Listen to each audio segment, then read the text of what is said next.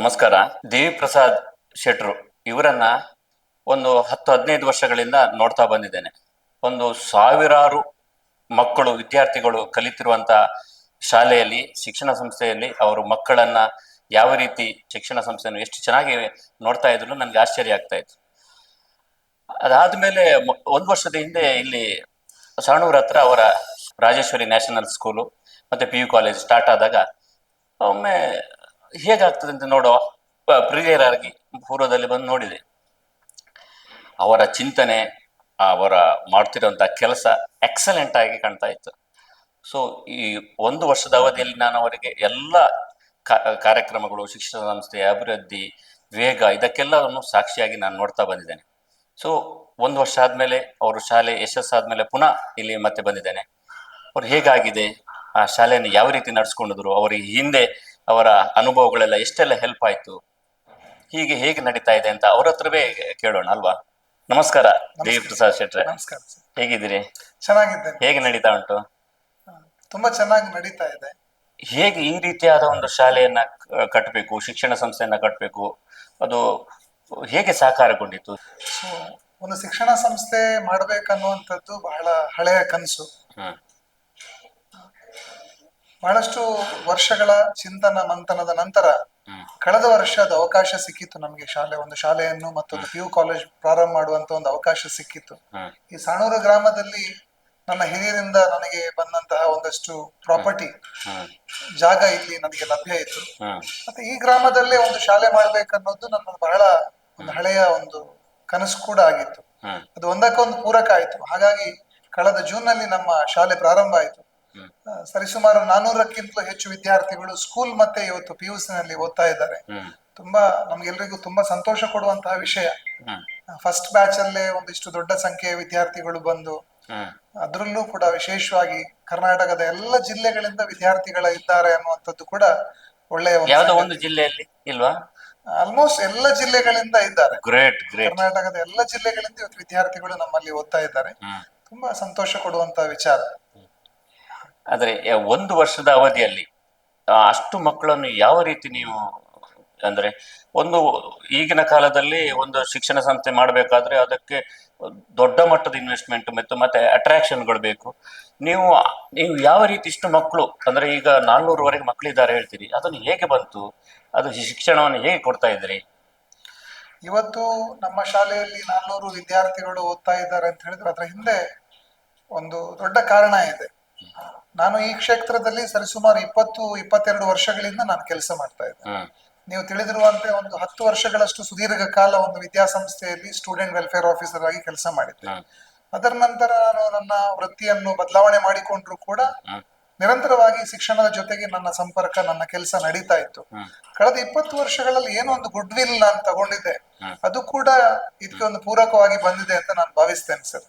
ಅದರ ಜೊತೆಗೆ ನಾನು ಬಾಲ್ಯದಿಂದ ಒಬ್ಬ ರಾಷ್ಟ್ರೀಯ ಸ್ವಯಂ ಸೇವಕ ಸಂಘದ ಸ್ವಯಂ ಸೇವಕನಾಗಿ, ವಿದ್ಯಾರ್ಥಿ ಪರಿಷತ್ನ ಕಾರ್ಯಕರ್ತನಾಗಿ, ಆ ಶಿಸ್ತು ನಿಮ್ಮ ಲೈಫ್ ಅಲ್ಲಿ ಇದ್ದದಕ್ಕೆ ಈ ರೀತಿಯಾದ ಒಂದು ಸಾಧನೆ, ಜೊತೆಗೆ ವಿಶ್ವ ಹಿಂದೂ ಪರಿಷತ್ನ ಒಂದು ವಿಭಾಗದ ಜವಾಬ್ದಾರಿ ಹೊಂದಿದವನಾಗಿ ಇಡೀ ರಾಜ್ಯದಾದ್ಯಂತ ನಮ್ಮ ಸ್ನೇಹಿತರ ಒಂದು ದೊಡ್ಡ ಬಳಗ ಇದೆ.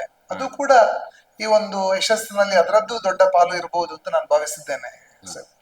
ಈಗ ಮಕ್ಕಳಿಗೆ ಏನು ಎಲ್ಲ ಕಡೆಯಲ್ಲೂ ಒಂದು ಸ್ಪೆಷಲ್ ಅಂತ ಇರ್ಬೇಕು. ನೀವು ಇಷ್ಟು ಮಕ್ಕಳಿಗೆ ಇಷ್ಟೆಲ್ಲ ಚೆನ್ನಾಗಿ ಓದ್ತಾ ಇರ್ಬೇಕಾದ್ರೆ ಏನಿದೆ ನಿಮ್ಮಲ್ಲಿ ಸ್ಪೆಷಲ್? ನಾನು ಮೊದಲಿಂದ ನಂಬ್ಕೊಂಡು ಬಂದಿರುವಂತಹ ವಿಚಾರ ಏನು ಅಂತ ಹೇಳಿದ್ರೆ, ಶಿಕ್ಷಣ ಅನ್ನುವಂಥದ್ದು ಯಾವುದೇ ಕಾರಣಕ್ಕೆ ಒಂದು 4 ಗೋಡೆಗಳ ಮಧ್ಯೆಗೆ ಸೀಮಿತ ಆಗಬಾರ್ದು. ಒಬ್ಬ ವಿದ್ಯಾರ್ಥಿಗೆ ಕ್ಲಾಸ್ ರೂಮ್ ನ ಹೊರತಾಗಿ ಅವನ ವ್ಯಕ್ತಿತ್ವದ ವಿಕಸನಕ್ಕೆ ಬೇಕಾಗಿರುವಂತಹ ಒಂದು ವಿಶಾಲವಾದಂತಹ ಒಂದು ಅವಕಾಶವನ್ನು ರೂಪಿಸುವಂತದ್ದು ಪ್ರತಿಯೊಂದು ಶಿಕ್ಷಣ ಸಂಸ್ಥೆಯ ಕರ್ತವ್ಯ ಅಂತ ನಾನು ಭಾವಿಸಿದ್ದೇನೆ. ಈ ಹಿನ್ನೆಲೆಯಲ್ಲಿ ನನ್ನ ಕಲ್ಪನೆ ಕೂಡ ಇರುವಂತದ್ದು, ಒಂದು ಉತ್ಕೃಷ್ಟವಾದಂತಹ ಶೈಕ್ಷಣಿಕ ವಿಚಾರದ ಜೊತೆಗೆ ವಿದ್ಯಾರ್ಥಿಯ ವ್ಯಕ್ತಿತ್ವದ ವಿಕಸನಕ್ಕೆ ಪೂರಕವಾದಂತಹ ಎಲ್ಲ ಚಟುವಟಿಕೆಗಳನ್ನು ನಮ್ಮ ವಿದ್ಯಾಸಂಸ್ಥೆಯಲ್ಲಿ ಕೊಡಬೇಕನ್ನುವಂಥದ್ದು ನನ್ನ ಅಪೇಕ್ಷೆ ಇರುವಂತದ್ದು. ಆ ಹಿನ್ನೆಲೆಯಲ್ಲಿ ನೀವು ಬರುವಾಗಲೇ ಗಮನಿಸಿರಬಹುದು, 2 ವಿಶಾಲವಾದಂತಹ ಮೈದಾನಗಳನ್ನು ನಾವು ಒದಗಿಸಿದ್ದೇವೆ. ದೊಡ್ಡ ಮೈದಾನಗಳು, 2 ವಿಶಾಲವಾದಂತಹ ಮೈದಾನ. ಅದರಲ್ಲಿ ಏನು ಮಾಡಿಸ್ತಾರೆ ಮಕ್ಕಳಿಗೆ? 16 ರೀತಿಯ ಗೇಮ್ಸ್ಗೆ ಹಾ. ಅದು ಕ್ರಿಕೆಟ್ ಇರ್ಬೋದು, ವಾಲಿಬಾಲ್ ಇರ್ಬೋದು, ಫುಟ್ಬಾಲ್ ಇರ್ಬೋದು, ಅಥವಾ ಹಾಕಿ ಇರ್ಬೋದು. ಈಗ ಕೋಚಿಂಗ್ ಇರ್ತಾರೆ ಅದಕ್ಕೆ ಅದಕ್ಕೆ ಫಿಸಿಕಲ್ ಡೈರೆಕ್ಟರ್? ಅದಕ್ಕೆ ಬೇಕಾಗಿರುವಂತಹ ಕೋಚ್ಗಳು ಕೂಡ ಇದ್ದಾರೆ. ಓಹೋ, ಸ್ಪೆಷಲೈಸ್ ಈಗ ಅನೇಕ ಕಡೆ ಏನಾಗ್ತದೆ ಅಂತ ಹೇಳಿದ್ರೆ, ಮಕ್ಕಳನ್ನ ಆಟ ಅಂತ ಹೇಳಿದ್ರೆ ಮಕ್ಕಳಷ್ಟಕ್ಕೆ ಏನೋ ಆಟ ಆಟ ಆಡ್ತಾ ಆಡ್ಬೇಡಿ. ಇರ್ತಾರೆ, ಅದ್ರಷ್ಟಕ್ಕೆ ಏನೋ ಒಂದು ಆಗಿ ಹೋಗುತ್ತೆ. ಹಾ. ಇಲ್ಲಿ ಹಾಗಲ್ಲ. ಹಾ. ಶಿಕ್ಷಣಕ್ಕೆ ಒಬ್ಬ ವಿದ್ಯಾರ್ಥಿ ಸೈನ್ಸ್ಗೆ, ಮ್ಯಾಥ್ಸ್ಗೆ, ಇಂಗ್ಲಿಷ್ಗೆ ಎಷ್ಟು ಮಹತ್ವವನ್ನು ಕೊಡ್ತಾನೋ ಅಷ್ಟೇ ರೀತಿ ಮಹತ್ವವನ್ನು ಕೂಡ ಕ್ರೀಡೆಗೆ ಕೂಡ ಕೊಡಬೇಕು. ಅವ್ರು ಅಲ್ಲಿ ಮಕ್ಕಳು ಯಾರೆಲ್ಲ ಆಡ್ತಾರೆ ಚೆನ್ನಾಗಿ, ಹೌದು. ಅವರನ್ನ ಹೆಕ್ಕುವಂತ ಹೌದು. ಪ್ರತಿಭೆಗಳನ್ನ. ನನ್ನ ಒಂದು ನಂಬಿಕೆ ಏನು ಅಂತ ಹೇಳಿದ್ರೆ, ಕ್ರೀಡೆ ಅನ್ನುವಂಥದ್ದು ಒಂದಷ್ಟು ವಿದ್ಯಾರ್ಥಿಗಳಿಗೆ ಸೀಮಿತ ಆಗಿರೋದು ಮಾತ್ರ ಅಲ್ಲ. ಕ್ರೀಡೆ ಅನ್ನುವಂಥದ್ದು ಎಲ್ರಿಗೆ, ಪ್ರತಿಯೊಂದು ವಿದ್ಯಾರ್ಥಿ ಕೂಡ ಕ್ರೀಡೆ ಬೇಕು. ಅದನ್ನು ಮಾಡ್ತೀರಿ? Sports is for all. ಗೊತ್ತಾಯ್ತು. ಹಾಗಾಗಿ ನಾನು ಇಲ್ಲಿ ಏನು ವ್ಯವಸ್ಥೆ ಮಾಡಿದ್ದಾರೆ ಅಂತ ಹೇಳಿದ್ರೆ, ನಮ್ಮ ಶಾಲೆಯಲ್ಲಿ ಓದುವಂತಹ, ನಮ್ಮ ಕಾಲೇಜಲ್ಲಿ ಓದುವಂತಹ ಪ್ರತಿಯೊಂದು ವಿದ್ಯಾರ್ಥಿ ಕೂಡ ಪ್ರತಿ ದಿವಸ ಗ್ರೌಂಡ್ ಹೋಗ್ಬೇಕು. ಸರಿ. ಅವನಿಗೆ ಒಂದು 10 ಆಪ್ಷನ್ಸ್ ಕೊಡ್ತೇವೆ. ಅವ್ನು ಬೇಕಿದ್ರೆ ಕ್ರಿಕೆಟ್ ತಗೊಳ್ಬಹುದು, ಅಥವಾ ವಾಲಿಬಾಲ್ ತಗೊಳ್ಬಹುದು, ಫುಟ್ಬಾಲ್ ತಗೊಳ್ಬಹುದು, ಯಾವ್ದು ಗೇಮ್, ಬಾಸ್ಕೆಟ್ ಬಾಲ್ ತಗೊಳ್ಬಾ, ಅಥವಾ ಅಥ್ಲೆಟಿಕ್ಸ್ ತಗೊಳ್ಬಹುದು. ಪ್ರತಿಯೊಂದು ಆಪ್ಷನ್ಸ್ ನಾವು ಕೊಡ್ತೇವೆ. ಒಂದನ್ನು ಆತ ಆಯ್ಕೆ ಮಾಡಬೇಕು ಮತ್ತು ನಿರಂತರವಾಗಿ ಅದರಲ್ಲಿ ಅವ ತೊಡಗಿಸಿಕೊಳ್ಬೇಕು. ನನ್ನ ಅಪೇಕ್ಷೆ ಏನು ಅಂತ ಹೇಳಿದ್ರೆ, ನಮ್ಮ ವಿದ್ಯಾಸಂಸ್ಥೆಯಲ್ಲಿ ಕ್ರೀಡೆ ಅನ್ನುವಂಥದ್ದು ನಾಟ್ ಫಾರ್ ಮೆಡಲ್. ಕ್ರೀಡೆ ಅನ್ನುವಂಥದ್ದು ಒಂದು 2-3 ಕಾರಣಕ್ಕೆ ಕ್ರೀಡೆ ಅನ್ನುವಂಥದ್ದು ಮನುಷ್ಯಗೆ ಅವಶ್ಯಕತೆ ಇದೆ. ಒಂದು, ಆತನ ಫಿಸಿಕಲ್ ಫಿಟ್ನೆಸ್ ಗೆ. ವಿವೇಕಾನಂದರದ್ದು ಬಹಳ ಒಂದು ದೊಡ್ಡ ಮಾತಿದೆ, ಒಬ್ಬ ದೈಹಿಕವಾಗಿ ಫಿಟ್ನೆಸ್ ಇದ್ದವನ ಆರೋಗ್ಯ, ಮಾತ್ರ ಮಾನಸಿಕ ಆರೋಗ್ಯ ಚೆನ್ನಾಗಿ, ಮಾನಸಿಕ ಆರೋಗ್ಯ ಕೂಡ ಒಳ್ಳೆ ಚಿಂತನೆ, ಹಾರ್ಮೋನ್ಸ್ ಇದೆಲ್ಲ ಕರೆಕ್ಟ್ ಆಗಿರ್ತದೆ. ಹೌದು. ಆ ಚಿಂತನೆಯ ಆಧಾರದಲ್ಲಿ ಪ್ರತಿಯೊಬ್ಬ ವಿದ್ಯಾರ್ಥಿ ಕೂಡ ಕ್ರೀಡಾ ಇದಕ್ಕೆ ಹೋಗ್ಬೇಕು, ಮೈದಾನಕ್ಕೆ ಹೋಗ್ಬೇಕು, ಜೊತೆಗೆ ಸಕ್ರಿಯವಾಗಿ ಪಾಲ್ಗೊಳ್ಬೇಕು. ಮತ್ತೆ ವಿಶೇಷವಾಗಿ ನಾನು ಗಮನಿಸಿರುವಂತದ್ದು, ಯಾವ ಒಬ್ಬ ವಿದ್ಯಾರ್ಥಿ ಸ್ಪೋರ್ಟ್ಸ್ ಅಲ್ಲಿ ತೊಡಗಿಸಿರ್ತಾನೋ ಆತ ಎಜುಕೇಶನ್ ಅಲ್ಲಿ ಕೂಡ ಚೆನ್ನಾಗಿ ಸಾಧನೆ. ನಿಮ್ಮಲ್ಲಿ ಎಷ್ಟು ಅಂದ್ರೆ ಈಗ ಇಂಡೋರ್ ಟೇಬಲ್ ಇದು ಟೆನ್ನಿಸ್? ನಮ್ಮಲ್ಲಿ ಇವತ್ತು ನಾವು ಫೆಸಿಲಿಟಿ ಕೊಟ್ಟಿರುವಂತದ್ದು, ನಮ್ಮ ಹತ್ರ ಶಟಲ್ ಬ್ಯಾಡ್ಮಿಂಟನ್ ಅವಕಾಶ ಇದೆ, ಟೇಬಲ್ ಟೆನ್ನಿಸ್ಗೆ ಅವಕಾಶ ಇದೆ, ಬಾಸ್ಕೆಟ್ ಬಾಲ್ ಇದೆ, ಫುಟ್ಬಾಲ್ಗೆ ಬೇಕಾದಂತ ಅವಕಾಶ ಇದೆ, ಹಾಕಿಗೆ ಬೇಕಾದಂತ ಅವಕಾಶ ಇದೆ, ಕ್ರಿಕೆಟ್ ಇದೆ, ಅದರ ಜೊತೆಗೆ ಅಥ್ಲೆಟಿಕ್ಸ್, ಅದ್ರ ಮೇಲೆ ಚೆಸ್ ಕೂಡ, ಕಬಡ್ಡಿ, ಚೆಸ್ ಕೂಡ ಅವಕಾಶ ಇದೆ. ಈ ರೀತಿ 10 ಆಪ್ಷನ್ಸ್ ಕೊಟ್ಟಿದ್ದೇವೆ. ಮತ್ತೆ ಎಲ್ಲದಕ್ಕೂ ಕೂಡ ನುರಿತ ಕೋಚ್ಗಳು, ತರಬೇತುದಾರರನ್ನು ಕೂಡ ವ್ಯವಸ್ಥೆ ಮಾಡಿದ್ದೇವೆ.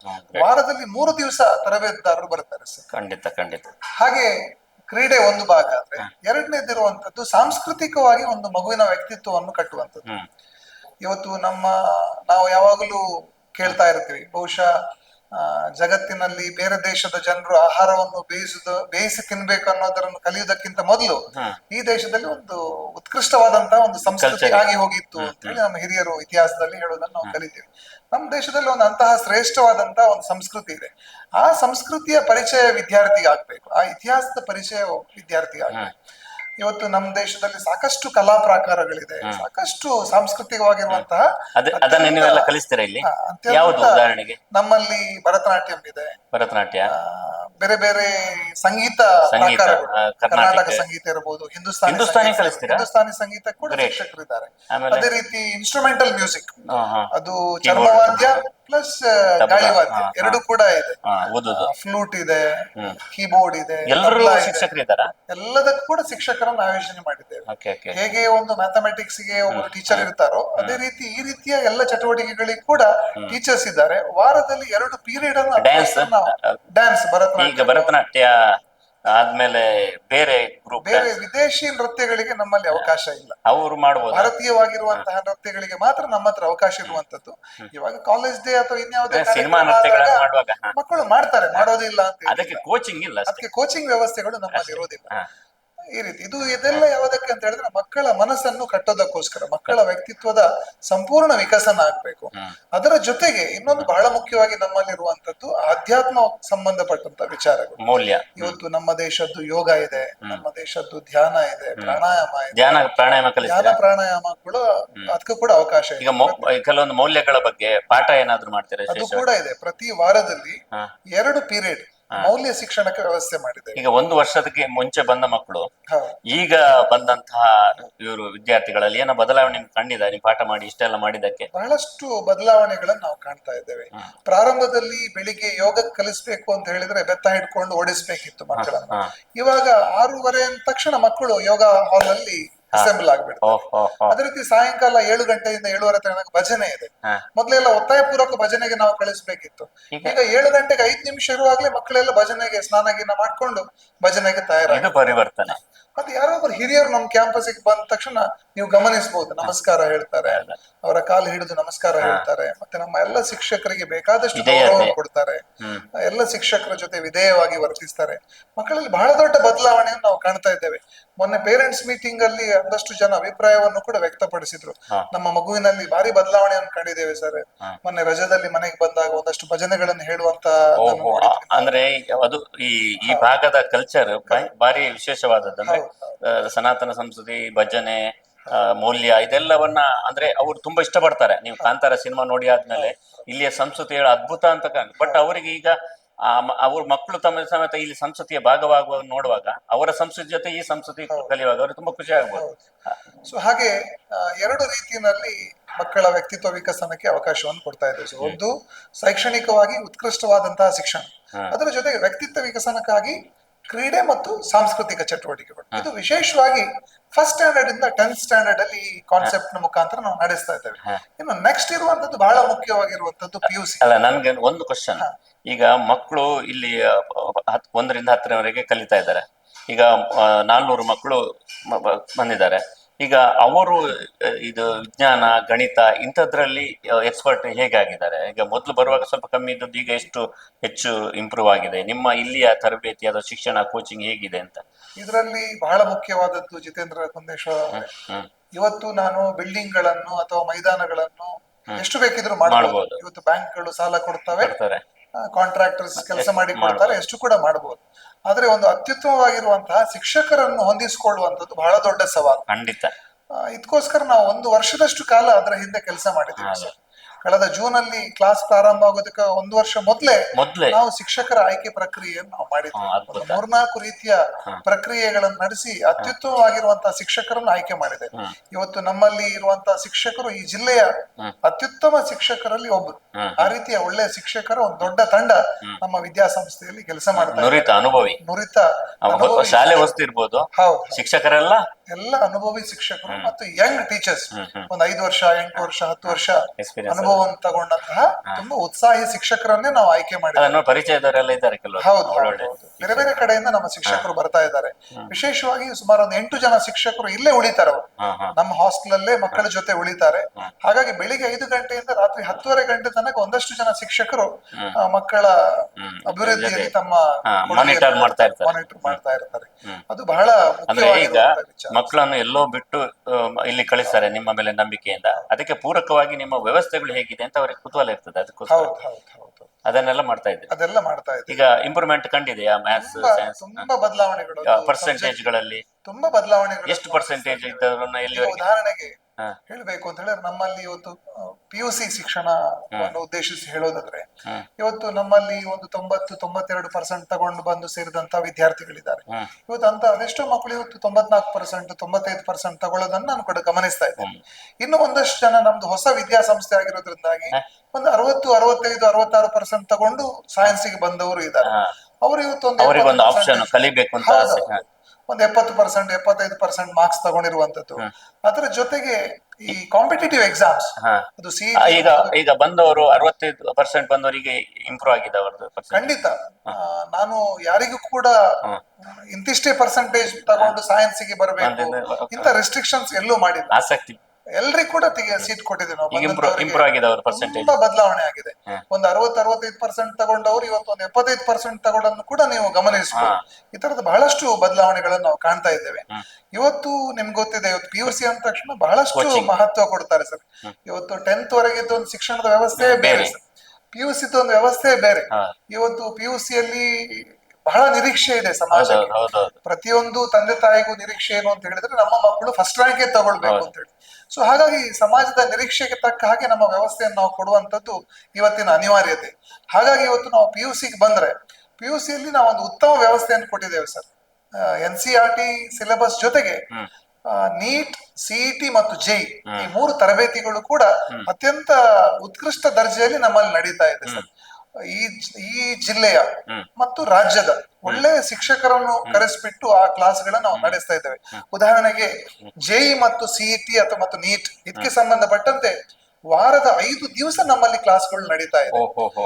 ಫಸ್ಟ್ ಹಾಫ್ ಅಲ್ಲಿ ವಾರದಲ್ಲಿ 3 ದಿವಸ ಕ್ಲಾಸಸ್ ಮಾಡ್ತಾ ಇದ್ದೀವಿ. ಅದರಲ್ಲಿ 2 ದಿವಸ ಕ್ಲಾಸಸ್, 1 ದಿವಸ ಎಕ್ಸಾಮ್, ಈ ರೀತಿ ನಡೀತಾ ಇತ್ತು. ಸೆಕೆಂಡ್ ಹಾಫ್ ಅಲ್ಲಿ ವಾರದ 5 ದಿವಸಗಳನ್ನು ಮಾಡ್ತಾ ಇದ್ದೇವೆ. ಸಿಇಟಿ, ನೀಟ್, ಜೆಇದು ತರಬೇತಿಗಳನ್ನು ನಾವು ನಡೆಸ್ತಾ ಇದ್ದೇವೆ. ಇದು ವೆರಿ ಇಂಪಾರ್ಟೆಂಟ್. ಅದರ ಪರಿಣಾಮವನ್ನು ನಾವು ಗಮನಿಸ್ತಾ ಇದ್ದೇವೆ.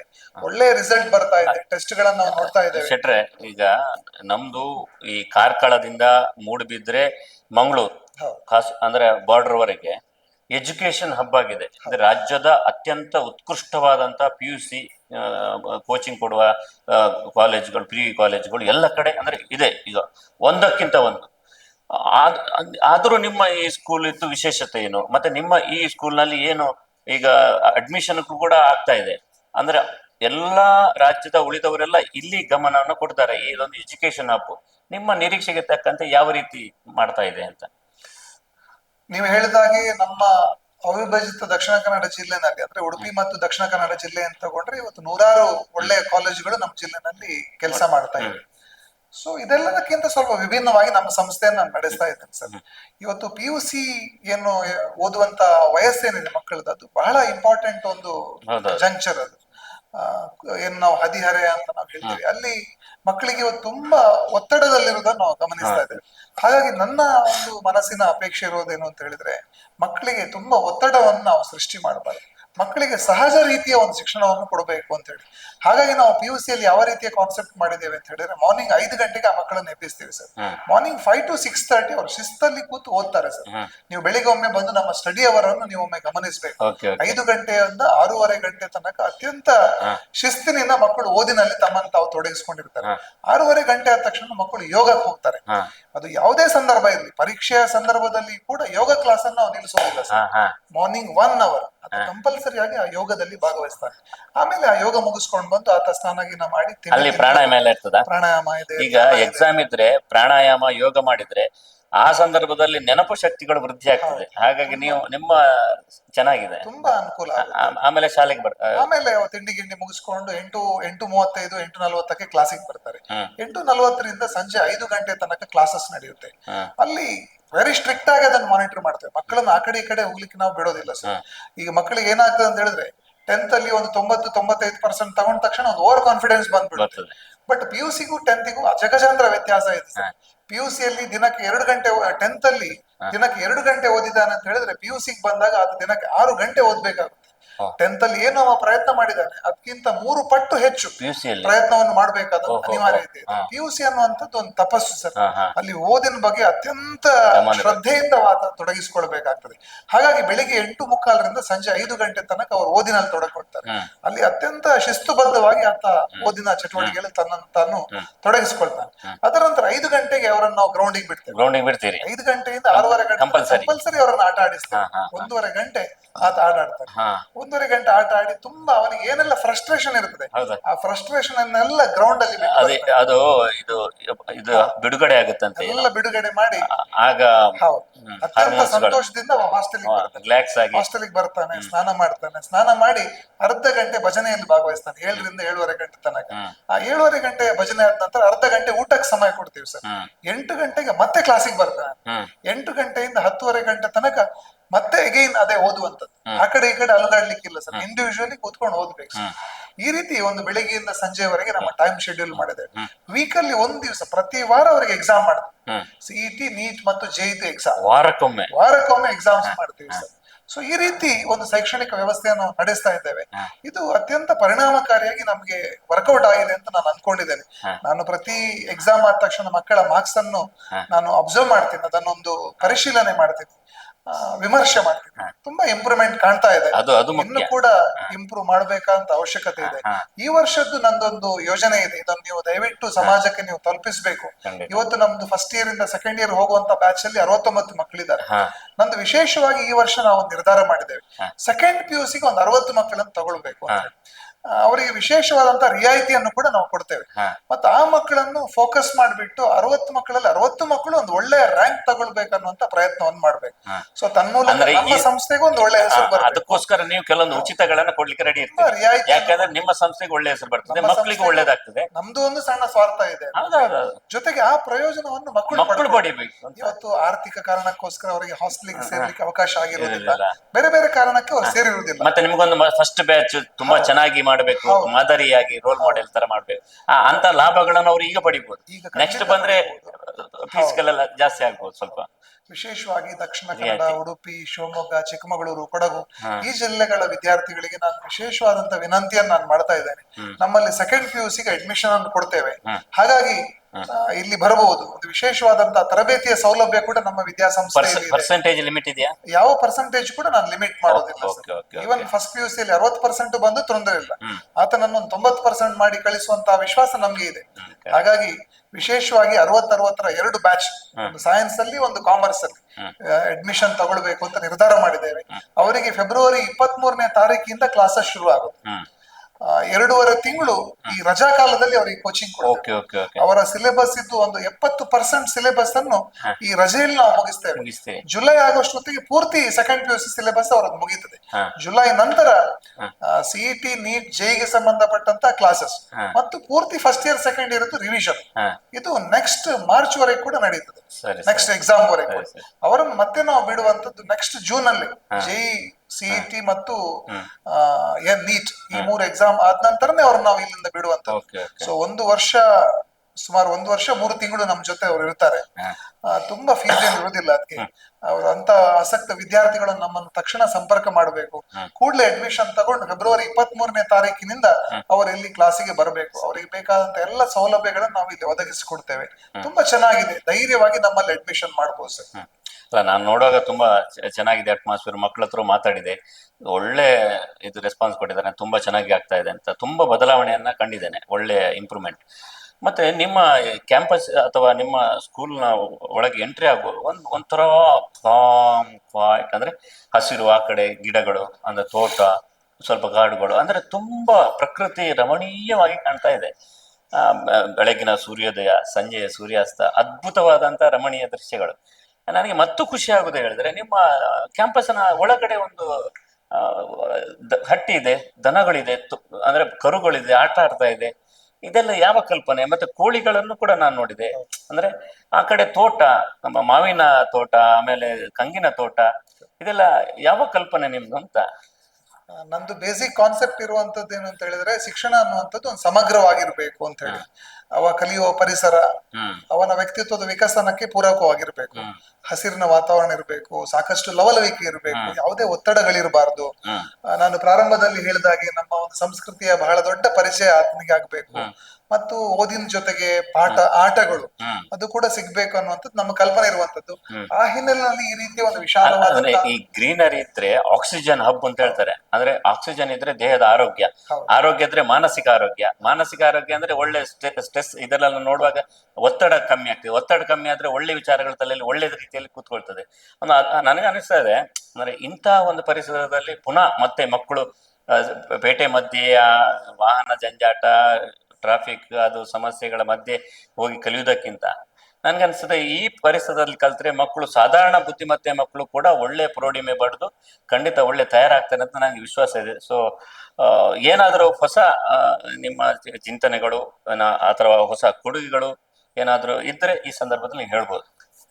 ಭಗವಂತ ನಮಗೆ ಬಹಳ ದೊಡ್ಡ ಒಂದು ಸೃಷ್ಟಿಯನ್ನು ನಮಗೆ ಒಂದು ಕೊಡುಗೆಯಾಗಿ ಕೊಟ್ಟಿದ್ದಾನೆ ಸರ್. ಆ ಒಂದು ಪರಿಸರವನ್ನು, ಪ್ರಕೃತಿಯನ್ನು ಉಳಿಸ್ಕೊಂಡು ಬೆಳೆಸ್ಕೊಂಡು ಹೋಗುವಂಥದ್ದು ನಮ್ಮೆಲ್ಲರದ್ದು ಕರ್ತವ್ಯ. ನನ್ನ ಕಲ್ಪನೆ ಇರುವಂತದ್ದು, ಒಬ್ಬ ವಿದ್ಯಾರ್ಥಿ ಪರಿಸರವನ್ನು ಪ್ರೀತಿಸುವಂತಹ ವಿದ್ಯಾರ್ಥಿ ಆಗ್ಬೇಕು, ಮತ್ತೆ ಈ ಮಣ್ಣನ್ನು ಪ್ರೀತಿಸುವಂತಹ ವಿದ್ಯಾರ್ಥಿ ಆಗ್ಬೇಕು, ನಮ್ಮ ದೇಶವನ್ನು ಪ್ರೀತಿಸುವಂತಹ ವಿದ್ಯಾರ್ಥಿ ಆಗ್ಬೇಕು ಅನ್ನುವಂಥದ್ದು ನನ್ನ ಒಂದು ಅಪೇಕ್ಷೆ ಇರುವಂತದ್ದು. ಆ ಹಿನ್ನೆಲೆಯಲ್ಲಿ ಶಿಕ್ಷಣದ ಜೊತೆಗೆ ಪರಿಸರದ ಪ್ರೀತಿ, ದೇಶದ ಬಗ್ಗೆ ಅಭಿಮಾನ, ರಾಷ್ಟ್ರದ ಬಗ್ಗೆ ಅಭಿಮಾನ, ಇದೆಲ್ಲವೂ ಕೂಡ NCC ಬ್ಯಾಂಡ್, NCC ಇದೆ. ಮತ್ತೆ ಇನ್ನೊಂದು ವಿಶೇಷ ಇರುವಂತದ್ದು, ನಮ್ಮಲ್ಲಿ 2 ವರ್ಷ 8th ಮತ್ತೆ 9th ಅಲ್ಲಿ ವಿಶೇಷವಾಗಿ ಒಂದು ಬೇಸಿಕ್ ಸೈನಿಕ ಶಿಕ್ಷಣ ಮಕ್ಕಳಿಗೆ ಕೊಡಬೇಕು, ಅದು ಕೂಡ ನಾವು ನಮ್ಮಲ್ಲಿ ಕೊಡ್ತಾ ಇದ್ದೇವೆ. ಸೊ ಒಟ್ಟಾರೆಯಾಗಿ ಸಮಗ್ರವಾಗಿರುವಂತಹ ಶಿಕ್ಷಣ. ದನಗಳು ಯಾವ ಪ್ರಭೇದ? ಅಂದ್ರೆ ಅದ್ರದ ಹಾಲು ಮಕ್ಕಳಿಗೆ ಏನಾದ್ರು ಸಿಗುತ್ತಾ? ಏನು ಅಂದ್ರೆ ಊಟ ಗಿಟ್ಟಗೆ ಖಂಡಿತ. ಹೇಗಿರುತ್ತೆ? ನಮ್ಮಲ್ಲಿ ಇವತ್ತು 15 ದೇಶೀಯ ಹಸುಗಳಿದೆ. ಹಾ. ಇವತ್ತು ನಮ್ಮ ಹಾಸ್ಟೆಲ್ ಅಲ್ಲಿ ನಾವು ಬಳಸುವಂತ ಹಾಲು ಯಾವುದು ಅಂತ ಹೇಳಿದ್ರೆ ನಮ್ಮ ಗೋಶಾಲೆಯಲ್ಲಿ ಸಿಕ್ಕಿರುವಂತಹ ಹಾಲನ್ನ ನಮ್ಮ ಮಕ್ಕಳಿಗೆ ನಾವು ಅದಕ್ಕೋಸ್ಕರ. ಕೊಡ್ತಾ ಹಾ ಇದ್ದೇವೆ. ಹಾ.